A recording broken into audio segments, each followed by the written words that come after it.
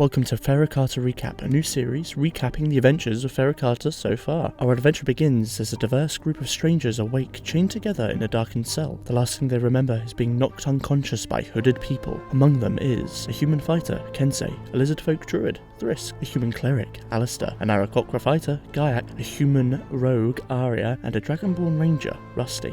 From beyond the cell, an ogre named Glutz taunts them, stating they are to fight in his salt mine arena. Left with no choice, the group are forced to fight against a pack of goblins to the applause of the crowd, using their skills to clutch victory. Rather than waiting to be forced into another fight, they stage a daring escape, during which they end up engaged with Glutz. In heroic maneuvers, they manage to slay him, but unfortunately, one of his hobgoblin henchmen, who is badly burned, slips away, but not before promising to have his revenge. Out in the open, the strangers waste no time making moves. They head west, towards a nearby river, hoping it will guide them to civilization. Along its banks, they find a torched watermill, inside the remains of a woman clutching a note. The note blames orcs for the attack and asks whoever finds it to rescue her son and return him to Sil City. Gaiak, using his flight, is able to spot the city on the horizon to the east, and so they set course. However, along their journey, they are encountered by a bounty hunter, Samuel Server, and his prisoner. They take refuge with the party around the campfire. Feeling polite for the prisoner, some of them allow him to go free while Samuel sleeps. The next morning, he is not pleased, and demands a recompense, or there'll be trouble.